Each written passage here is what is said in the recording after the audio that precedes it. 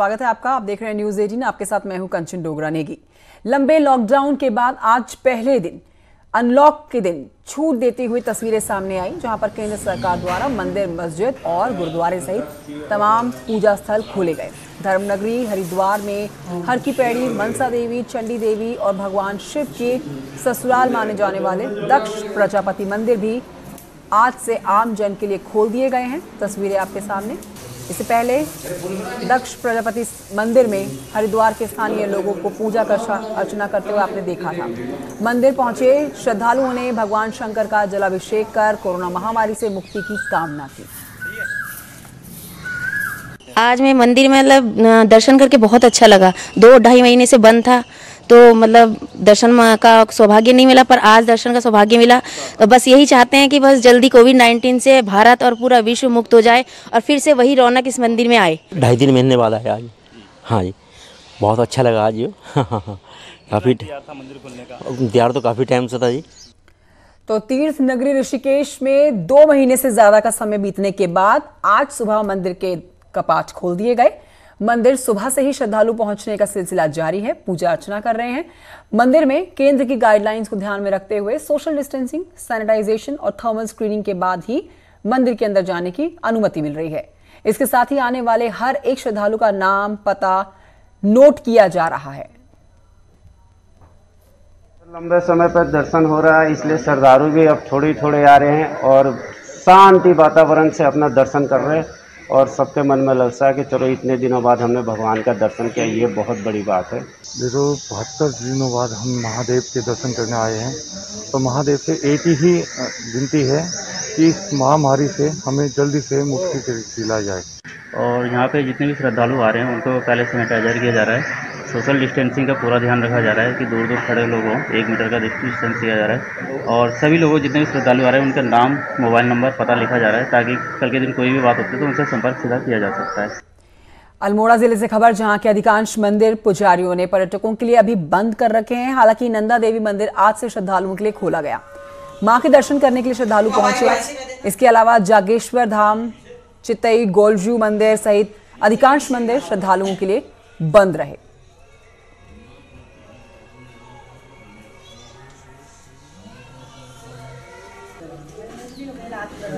बहुत अच्छा लग रहा है हमें। और इतने महीने से मंदिर बंद था तो पूजा पाठ तो चलती है लोगों के घर में, लेकिन एक मन की शांति तब मिलती है जब आप मंदिर आओ और यहाँ भगवान के दर्शन करो। ऐसा लगता है भगवान का वास है। अब भगवान का वास तो सभी के घर में रहता है, लेकिन मंदिर की बात ही अलग होती है। सरकार के आदेश के अनुरूप आज से मंदिर सुबह 7 बजे से लेकर शाम 7 बजे तक खुलेंगे और साथ में हमारे पुजारी जी ने भी सैनिटाइजर और सब की व्यवस्था की है। और साथ ही हमने सभी श्रद्धालुओं से अपील कर रहे हैं कि एक करके आए, माँ के दर्शन पाए और साथ ही माँ का आशीर्वाद ग्रहण करें। और इस वक्त एक बड़ी खबर आ रही है देहरादून से, जहां पर उत्तराखंड राज्यपाल ने दी है गैरसैंण के लिए अनुमति।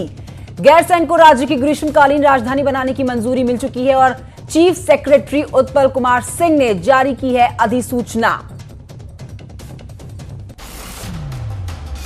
बड़ी खबर आपको बता रहे हैं, देहरादून से बड़ी खबर। उत्तराखंड राज्यपाल ने दी गैरसैंण के लिए अनुमति। गैरसैंण को राज्य की ग्रीष्मकालीन राजधानी बनाने को मंजूरी मिली।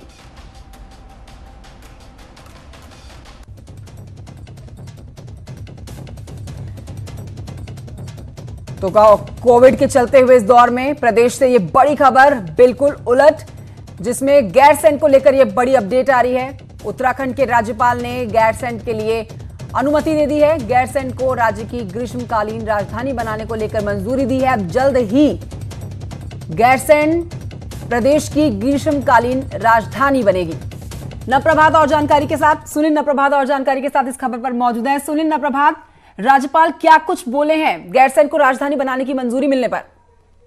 देखिए कंचन, एक बड़ी घोषणा है जो मार्च में जब विधानसभा का सत्र हुआ था, विधानसभा सत्र के अंतिम दिन विधानसभा सत्र के दौरान मुख्यमंत्री ने ये बात कही थी कि वो गैरसैंण को ग्रीष्मकालीन राजधानी बनाने की घोषणा करते हैं, लेकिन ये तब सिर्फ घोषणा थी। इसको आज एक विधिक स्वरूप प्रदान हो गया है और आज के बाद ये माना जाएगा कि गैरसैंण उत्तराखंड की ग्रीष्मकालीन राजधानी बन चुकी है, उसे एक स्वरूप मिल गया है। तो एक बड़ी उपलब्धि है खासकर उत्तराखंड की जनता के लिए, उन तमाम आंदोलनकारियों के लिए। और पिछले 2 दशक में गैरसैंण राजधानी को लेकर लंबा संघर्ष उत्तराखंड में हुआ है और लगातार राजनीति भी इस पर चलती रही है। हर एक पार्टियां जो भी सत्ता में आई उन्होंने गेंद एक दूसरे के पाले में फेंकी, लेकिन मुख्यमंत्री त्रिवेंद्र रावत को ये उपलब्धि जाएगी, एक इतिहास में ये बात दर्ज हो जाएगी कि उन्होंने इसकी घोषणा की थी और आज इसको एक विधिवत रूप से एक स्वरूप भी मिल गया है कि गैरसैंण उत्तराखंड की ग्रीष्मकालीन राजधानी होगी। बिल्कुल, राजनीतिक मोड़ बार बार इस मामले में आना था सुनिंद्र प्रभात, और इस मांग को बार बार आगे बढ़ जा रही थी, लेकिन आज जो इसकी आधिकारिक पुष्टि कर दी गई और राज्यपाल की तरफ से भी ये बात साफ कर दी गई है गैरसैंण को राजधानी, ग्रीष्मकालीन राजधानी बनाने को लेकर। लेकिन एक तरफ जहां पर राजनीति इस पूरे मामले पर बढ़ चढ़कर हुई, दूसरी तरफ कोविड का बढ़ता हुआ प्रकोप। हर दिन हम कोविड महामारी से जुड़ी खबर दिखा रहे हैं, ये खबर बिल्कुल उलट है। ऐसे समय में ये बड़ा फैसला लिया गया, इसके पीछे एक बड़ी वजह? देखिए कंचन, फैसला तो बहुत पहले लिया जा चुका था और मार्च में जब विधानसभा सत्र के दौरान इसकी घोषणा की गई थी तो एक तौर पर ये फैसला तभी हो चुका था, तभी घोषित हो चुकी थी कि उत्तराखंड को जो गैरसैंण है, भराड़ीसैंण जो जगह है, उसको ग्रीष्मकालीन राजधानी घोषित किया गया है। तो एक बड़ा फैसला मार्च में ले लिया गया था, लेकिन अब इसे कानूनी स्वरूप दिया गया है। अब आज के बाद जब भी किसी कागज में आपको लिखना होगा, किसी फाइल में आपको लिखना होगा, जब भी भराड़ीसैंण का जिक्र आएगा तो उसको बकायदा गैरसैंण ग्रीष्मकालीन राजधानी जी, फैसला तो मार्च में लिया गया सुनील, लेकिन मंजूरी उसको जो आज मिली है, आज से ये बात सबके जहन में आएगी कि ग्रीष्मकालीन राजधानी अगर है प्रदेश की तो वो गैरसैंण है। जी कंचन, बिल्कुल, क्योंकि एक प्रक्रिया होती है हर एक चीज की। मुख्यमंत्री ने जो घोषणा की थी उनकी घोषणा को अब अमली जामा पहनाया गया, उसको विधिक स्वरूप अब दिया गया, क्योंकि एक प्रक्रिया है, डीएम इसमें नोटिफिकेशन करते हैं, फिर फाइल तमाम स्थानों से गुजरती है। तो उसको आज चूंकि राज्यपाल के पास जब गई होगी तो राज्यपाल ने फिर इसका पूरी स्टडी की होगी, इसका अध्ययन किया होगा, और उसके बाद राज्यपाल ने इस अधिसूचना को अपनी स्वीकृति दे दी और उनकी स्वीकृति के बाद आज मुख्य सचिव ने अधिसूचना जारी कर दी है। तो कंचन, एक बड़ी उपलब्धि के तौर पर, चाहे इसके सियासी कुछ भी मायने हो, लेकिन उत्तराखंड के लिए उन तमाम आंदोलनकारियों और बड़ी उपलब्धि ये इस चरण पर भी देखी जा सकती है सुनील प्रभात की। एक तरफ तो कोविड का प्रकोप, सरकार उससे लड़ने के ऊपर पूरी कोशिश बनाए हुए है, उस दिन उसको लेकर हर दिन बड़ी अपडेट आ रही है, लेकिन ऐसे में प्रदेशवासियों के लिए भी ये बहुत राहत की और अच्छी खबर है कि अब गैरसैंण जो है उनके लिए ग्रीष्मकालीन की राजधानी बन जाएगी, जिसको आज पूरी तरह से मोहर लग चुकी है। बहुत शुक्रिया आपका सुनिंद्र प्रभात जानकारी के लिए। बढ़ते हैं आगे और बताते हैं अपने दर्शकों को कि सरकार द्वारा भले ही आज से धार्मिक स्थलों को खोलने के आदेश जारी हो चुके हों, लेकिन चंपावत जिले के पूर्णा पर्वत में बसे हुए 51 शक्तिपीठों में से एक मां पूर्णागिरि के दर्शन के लिए भक्तों को प्रशासन के आदेश का इंतजार करना होगा। पूर्णागिरि समिति के अध्यक्ष का कहना है कि शासन के आदेश दिए गए हैं यहाँ पर, लेकिन अभी जिला स्तर में मंदिर श्रद्धालुओं के खोलने के लिए कोई निर्देश जारी नहीं हुए। वहीं टनकपुर एसडीएम का कहना है कि मिली गाइडलाइंस के साथ ही पूर्णागिरि समिति से बात की जा रही है और उसके बाद ही कोई फैसला लिया जाएगा। कोरोना काल में धार्मिक स्थल श्रद्धालुओं के लिए खोल दिए गए हों, लेकिन राजधानी देहरादून में कंटेनमेंट एरिया होने के चलते नगर निगम क्षेत्र में अभी भी पुरानी एडवाइजरी जारी रहेगी। नगर निगम क्षेत्र में धार्मिक स्थल श्रद्धालुओं के लिए नहीं खोले जाएंगे। नगर निगम क्षेत्र से बाहर तपकेश्वर महादेव मंदिर की आप तस्वीरें देख रहे हैं, जहां पर आज सुबह श्रद्धालुओं के आने का सिलसिला शुरू हुआ, पूजा अर्चना की गई।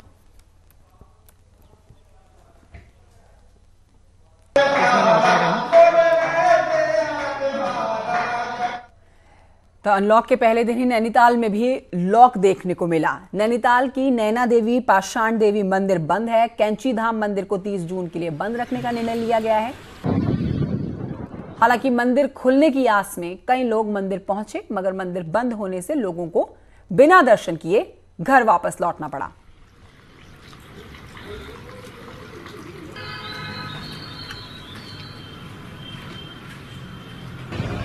खटीमा से तो रास्ता वाला है, कहीं निकल का एक खटीमा से भी है। यहाँ आपको बताएं कि कोटद्वार के प्रसिद्ध सिद्ध बलि मंदिर के कपाट भी श्रद्धालुओं के लिए खोल दिए गए हैं। मंदिर आने वाले श्रद्धालुओं की मेडिकल टीम द्वारा स्क्रीनिंग की जा रही है, बाद में उसके मंदिर के अंदर जाने की परमिशन मिल रही है। पूरे मंदिर परिसर को पहले सैनिटाइज किया गया, संक्रमण मुक्त किया गया, जिसके बाद विधि विधान से मंदिर में पूजा अर्चना की गई। मंदिर के कपाट खुलने के बाद श्रद्धालुओं के आने का सिलसिला शुरू हो चुका है। और इस बीच आपको एक बड़ी खबर देते हैं। यमुनोत्री मंदिर समिति की तरफ से एक बड़ा बयान आया है, जिसमें चारों धामों में सभी चारों धामों को अभी शुरू ना करने की मांग की गई है। उपाध्यक्ष जगमोहन उनियाल का बयान आया है जिसमें कोरोना के लिहाज से अभी सुरक्षित हैं चारों धाम और चारों धामों की यात्रा को अभी शुरू नहीं करना चाहिए। यात्रा शुरू होने पर संक्रमण की चपेट में आ सकते हैं धाम। चारों धामों के तीर्थ पुरोहित, रावल समाज, हकदारी समाज, पंडा समाज एवं संबंधित व्यावसायिक जो लोग हैं उनका वर्तमान में यही मानना है कि चारों धामों को दर्शनार्थियों के लिए बिल्कुल न खोला जाए, क्योंकि अभी पहले ही देश में भयावह माहौल बना हुआ है। तो जो ये चारों धाम हैं ये सुरक्षित हैं और अभी संक्रमण से अछूते हैं, इसलिए हम चाहते हैं कि बिल्कुल भी चारों धामों में यात्रा बिल्कुल न खोली जाए, दर्शनार्थियों के लिए बिल्कुल न खोला जाए। हल्द्वानी से खबर जहां पर आज से मॉल खुल चुके हैं। मॉल में कोरोना से बचने के क्या इंतजाम किए गए हैं, बता रहे हैं न्यूज़ 18 के संवाददाता शैलेंद्र नेगी। सरकार के आदेश के बाद आज से हल्द्वानी में मॉल्स खुल चुके हैं, लेकिन अभी सुबह का वक्त है, ग्राहक बेहद कम पहुंच रहे हैं। लेकिन जो मॉल्स में सिक्योरिटी के इंतजाम हैं वो किए गए हैं। सैनिटाइजर बॉटल्स जो है सिक्योरिटी गार्ड्स के हाथ में है और उसके अलावा जो थर्मामीटर है एक तरीके का आपकी बॉडी का टेम्परेचर नापने के लिए वो भी यहाँ पर मौजूद है। और हमारे साथ मॉल के जो प्रबंधक हैं वो मौजूद हैं। भाई साहब आप ये बताइए कि किस तरीके के सिक्योरिटी मेजर्स लिए गए हैं ताकि लोग जो है सुरक्षित महसूस करें। हमारे सिक्योरिटी मेजर्स ये हैं कि हमने सब गार्ड्स को सैनिटाइजर दे रखा है, थर्मोमीटर दे रखा है और विदाउट मास्क हम किसी को एंट्री नहीं देंगे और सबको स्कैनिंग करके ही अंदर एंट्री देंगे। कि अगर जब भी आप किसी भी पब्लिक प्लेस में एंट्री करेंगे, विशेषकर मॉल्स में या फिर किसी भी शॉपिंग कॉम्प्लेक्स में एंट्री करेंगे, तो वहाँ पर आपको अपना टेम्परेचर नपवाना होगा और सैनिटाइजर आप हाथ का सैनिटाइजेशन कराएंगे और उसके बाद ही आप अंदर जा पाएंगे। तो हल्द्वानी में भी उस तरीके से सिक्योरिटी मेजर्स दिख रहे हैं। कैमरा पर्सन कुमार के साथ शैलेंद्र नेगी, न्यूज़ 18 हल्द्वानी। स्वागत है आपका। ब्रेक के बाद आगे बढ़ेंगे और आपको बताएंगे कि जियो को मिला है 7वां निवेशक। ADIA करेगी 5,683 करोड़ का निवेश। जियो में पिछले 7 हफ्तों में अब तक 7 निवेशकों ने निवेश किया है। अब अबू धाबी इन्वेस्टमेंट अथॉरिटी जियो में 5,683 करोड़ का निवेश करके 1.16% की हिस्सेदारी खरीदेगी। इस इन्वेस्टमेंट के साथ अब तक कुल 97,885 करोड़ रुपए निवेश हो चुके हैं। ADIA ने जियो की इक्विटी वैल्यू 4.91 लाख करोड़ और ADIA ने एंटरप्राइजेस वैल्यू 5.16 लाख करोड़ रुपए आती है।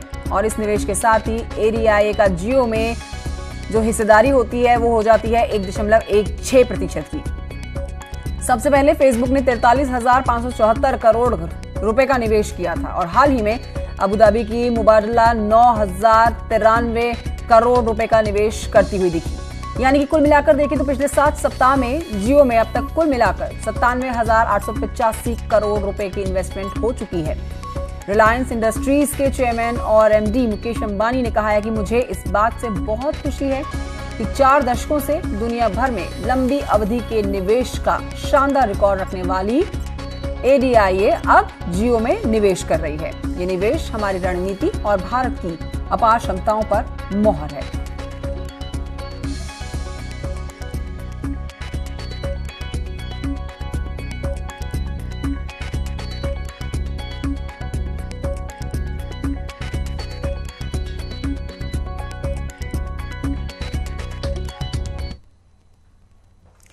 बुलेटिन में बात करेंगे कोरोना अपडेट की। राज्य में कोरोना मरीजों की संख्या 1300 को पार कर चुकी है। 1362 हो गई है कोरोना की संख्या संक्रमित लोगों की। और उत्तराखंड में कोरोना के आज जो मामले आए हैं वो 7 हैं। 528 लोग रिकवर कर चुके हैं, 14 की जान जा चुकी है। चमोली में 5, उत्तरकाशी में 1, देहरादून में 1 नया केस। कुल मिलाकर आज अब तक 7 नए मामले आए।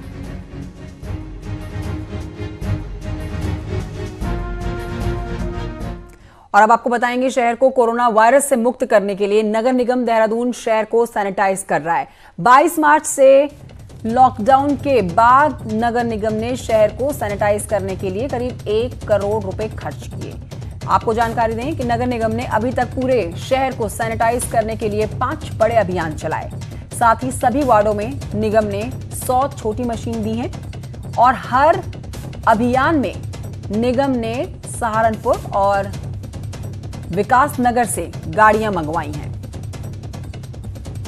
और ज़्यादा लोगों में पैनिक था तो उस समय हम लोग इसको मार्केट से ले रहे थे और साथ ही साथ हर अभियान में करीब 50 से 60 ट्रैक्टर ट्रॉलियाँ लगती हैं 2 दिन के लिए, और इनका भी किराया होता है। हमने जो अपने पार्षद गणों को हैंड हेल्ड मशीनें उपलब्ध कराई हैं, उसको सब मिला करके देखा जाए तो मैं लमसम कह सकता हूं कि 90 से 1 करोड़ के बीच में, 90 लाख से 1 करोड़ के बीच में लगभग मुझे ऐसा प्रतीत हो रहा है कि खर्च हुआ हो। चारधाम यात्रा को लेकर असमंजस की स्थिति लगातार बनी हुई है। आखिर यात्रा कब शुरू होगी? संयुक्त रोटेशन और परिवहन महासंघ का कहना है कि सरकार जल्द से जल्द गाइडलाइंस जारी करे जिससे कंफ्यूजन की स्थिति खत्म होए। सीजन में शुरू करनी भी चाहिए यात्रा, नहीं करनी चाहिए। परिवहन व्यवसायी लगातार अपनी तैयारियों में लगे हुए हैं। सरकार के आदेश का और फैसले का इंतजार। ये 8 जून से जो है चारधाम की यात्रा को हम संचालित कर देंगे, परंतु अभी तक केंद्र राज्य सरकार द्वारा ऐसी कोई भी गाइडलाइन जारी नहीं की गई है जिससे यह पता चल सके कि हमारी वाहनों में कितने प्रतिशत क्षमता पर वाहनों का संचालन होगा, या जो है रात्रि विश्राम की क्या व्यवस्था रहेगी श्रद्धालुओं की, और मंदिरों में जो है श्रद्धालुओं के दर्शन है वो किस प्रकार से हो पाएंगे। तो सरकार को चाहिए कि जो है जल्द से जल्द जो है ये असमंजस की स्थिति खत्म करे और एक गाइडलाइन जारी करे कि कब और किस तरह से यात्रा का संचालन हो पाएगा। खबर उधम सिंह नगर के खटीमा नगर पालिका अध्यक्ष से जुड़ी हुई, जिन्होंने सोनी राणा और पर्यावरण मित्र के बीच सुबह तीखी नोकझोंक की तस्वीरें सामने आ गई हैं। मामला सुबह का है और उस वक्त का है जब पालिका अध्यक्ष सुबह साफ सफाई व्यवस्था के लिए निरीक्षण के लिए निकली, लेकिन नगर पालिका के नियमित कर्मचारी की जगह दूसरे लोग साफ सफाई करते हुए दिखे। सवाल पूछा गया तो बहस शुरू हो गई।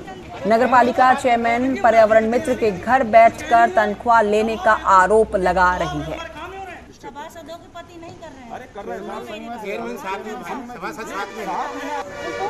और मुझसे जानकारी दे सकते हैं कि मैडम, क्योंकि मेरे पास है क्या बात कर रहे हैं और तो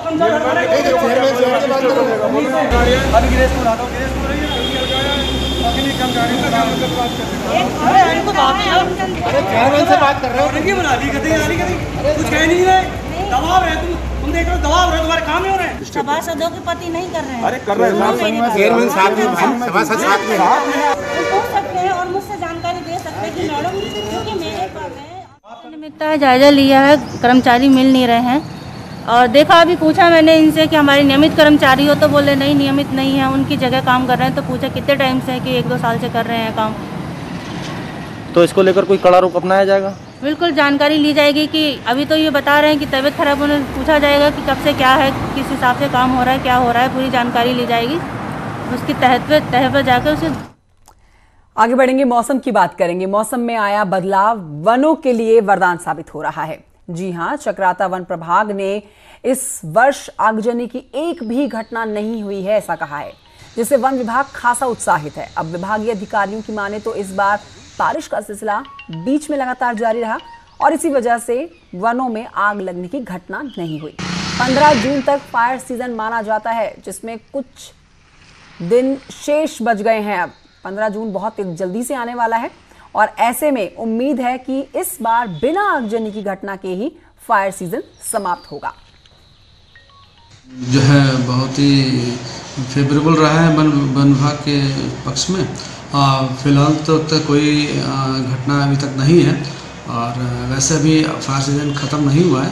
15 जून तक हम लोग उसको मानते हैं और यह भी निर्भर करता है कि मानसून अगर समय पे आ गया तो 15 जून तक हम मानते हैं।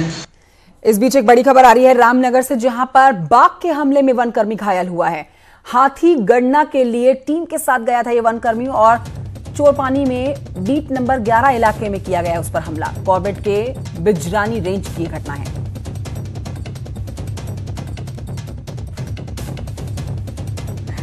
रामनगर से बड़ी खबर आपको बता रहे हैं। बाघ के हमले में वनकर्मी जो है वो घायल हुआ है। हाथियों की गणना चल रही है और इसी के चलते जो टीम गई थी उसमें ये वनकर्मी शामिल था। कॉर्बेट के बिजरानी रेंज की ये घटना, जहां पर बाघ के हमले में ये वनकर्मी घायल।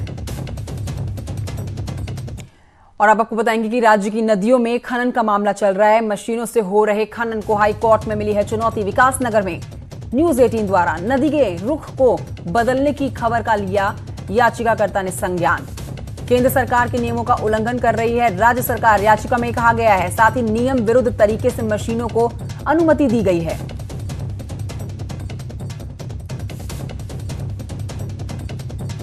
उत्तराखंड हाईकोर्ट ने पिथौरागढ़ में 24 नाली में बन रहे गौशाला निर्माण पर रोक लगा दी है। कोर्ट ने सरकार और नगरपालिका पिथौरागढ़ को नोटिस जारी करके जवाब दाखिल करने का आदेश दिया। याचिका में कहा गया है कि जिस क्षेत्र में पालिका गौशाला बनी है वो गांव के दुधारू पशुओं का चारागाह है और उसी चारागाह में उनके पशु निर्भर हैं। अगर यहां गौशाला निर्माण होता है तो पर्यावरण को नुकसान के साथ उनके पशुओं पर भी इसका असर पड़ना तय है।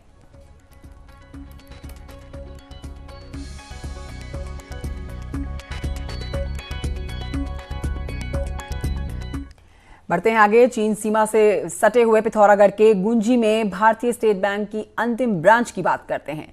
ये एसबीआई ब्रांच साल में सिर्फ 4 ही महीने के लिए ही काम करती है, वो भी भारत चीन व्यापार और मानसरोवर यात्रा के दौरान। लेकिन अब वक्त के साथ गुंजी में भी काफी कुछ बदल रहा है। रिपोर्ट देखिए।